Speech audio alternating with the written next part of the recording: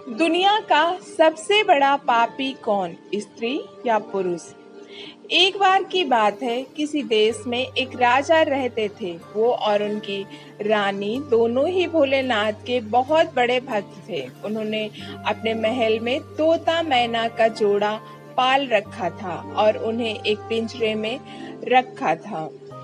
अब ये तो सभी को पता है कि मियाँ बीबी में एक ना एक दिन लड़ाई जरूर होती है। तो काफी समय बीत चुका था। एक दिन मैना तोता से कहती है कि मैंने मान लिया है कि ये पुरुष बड़े पापी होते हैं, ये बहुत ही बड़े धोखेबाज होते हैं। मौका मिलने पर ये कुछ भी कर सकते हैं। मैना की बात सुनकर तोता बोला, तू तो रहने दे। पुरुष उतने पाप नहीं कर सकता जितने पाप स्त्री करती है। जितनी धोखेबाज स्त्रियां होती हैं, ना उतना धोखेबाज तो कोई नहीं होता है। इनसे बड़ा पापी इस पूरी दुनिया में कोई नहीं होता। ये किसी की भी हत्या कर देती हैं। जिसके बाद तोता और मैना में लड़ाई होने लगी कि दुनिया में सबसे बड़ा पापी कौन है। ये सब दृश्य देखने के बाद राजा ने पूछा, तुम दोनों क्यों लड़ रहे हो? किस बात पर तुम दोनों विवाद कर रहे हो?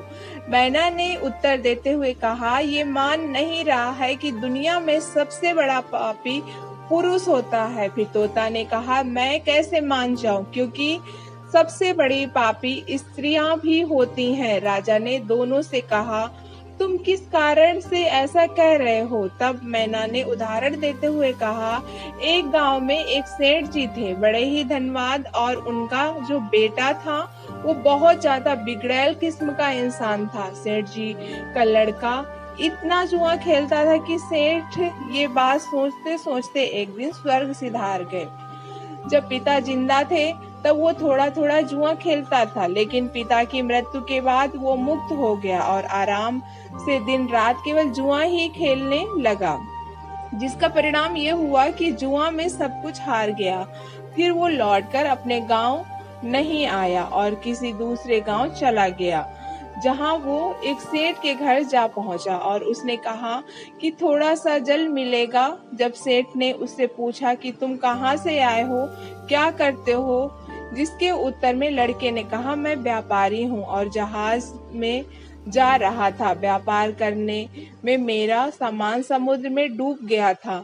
आप मेरी कुछ मदद कर देते तो अच्छा होगा। सेठ ने लड़के की बात सुनी और फिर उसकी बातों में के जाल में फंस गए और कहने लगे कि बेटा, तुम दिखने में तो ठीक ठाक हो और कमा भी लेते हो, तो मेरी बेटी से शादी करोगे? ये बात सुनकर लड़का खुश हो जाता है और शादी के लिए हामी भर देता है, जिसके बाद दोनों का विवाह हो जाता है और सेठ अपनी बेटी को खूब सारा धन देकर विदा कर देता है। अब इस लड़के को तो केवल धन के लिए विवाह करना था, जो वो कर लेता है। विवाह के बाद वो लोग जा रहे थे तो रास्ते में एक जंगल पड़ता है। तब वो लड़का अपनी पत्नी से कहता है कि देखो, हम लोग जंगल से गुजर रहे हैं तो कोई भी चोर तुम्हारे जेवर चुरा सकता है, तो ऐसा करो कि तुम अपने सारे जेवर उतार के मुझे दे दो।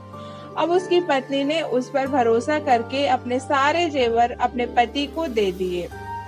देती भी कैसे नहीं, क्योंकि वो लड़का उसका पति था। जिसके बाद उस लड़के ने अपनी पत्नी के एक कपड़े में रखकर अपनी कमर में बांध लिए। फिर वो सभी एक जगह आराम करने के लिए रुके। तब उस लालची लड़के ने साथ आई दासी को उसने मार डाला और अपनी पत्नी को कुएं में गिरा दिया कि वो उसमें डूबने से मर जाएगी।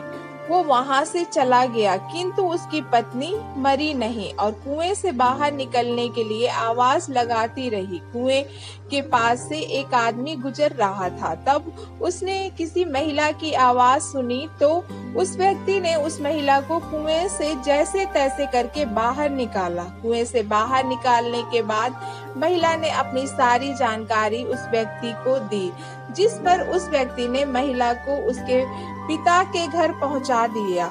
घर पहुंचने के बाद महिला ने पिता यानी सेठ जी से पूछा, क्या हुआ तुम्हारे साथ? अब क्योंकि वो स्त्री पतिव्रता थी, इसलिए उसने अपने पिता से झूठ कहा और बोली, पिताजी, जंगल में कुछ चोरों ने हम पर हमला कर दिया था और दासी को मार दिया, मुझे कुएं में धकेल दिया और पति का कुछ नहीं पता। बेटी की बात सुनकर सेठ जी बोले, चलो कोई बात नहीं, भगवान सब सही कर देंगे। कुछ समय बाद लड़का दोबारा अपने ससुराल पहुंचा और सोचा कि सेठ जी से कहेगा कि आप नाना बनने वाले हैं और इसके बदले खूब सारा धन मिल जाएगा। लेकिन वो जैसे ही अपने ससुराल पहुंचा, उसकी मुलाकात उसकी पत्नी से हुई, जिस पर उसकी पत्नी ने उससे कहा, मैंने पिताजी से को ये सारी बातें बताई है, तो आप भी यही बता देना। वो कहते हैं ना, आदत वालों की आदत नहीं जाती। उसने देखा कि उसकी पत्नी ने बहुत सारे जेवर पहन रखे हैं, तो उस लड़के ने पत्नी से कहा कि तुम सो जाओ, सुबह मैं तुम्हें अपने साथ लेकर जाऊंगा। रात हुई तो उसने अपनी पत्नी को चाकू से कत्ल कर दिया तथा सारे जेवर लेकर चला गया।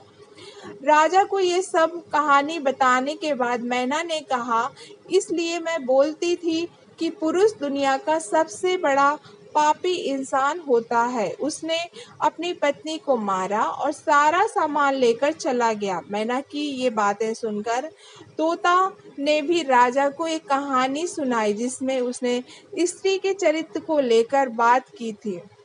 दोनों की बात सुनने के बाद राजा बोले, इस बात का उत्तर मैं देता हूँ कि कौन सबसे बड़ा पापी है। राजा आगे बताते हैं, जिस इंसान की सोच उसके स्तर से नीचे गिर जाती है, वो इंसान पापी होता है, फिर वो भला पुरुष हो या स्त्री, क्योंकि इंसान पाप करने से पहले ये नहीं सोचता कि वो स्त्री है या पुरुष, उसे पाप करना चाहिए, ये नहीं करना चाहिए। दोस्तों, कहानी पसंद आई हो तो प्लीज़ हमारे चैनल को लाइक करना और सब्सक्राइब करना।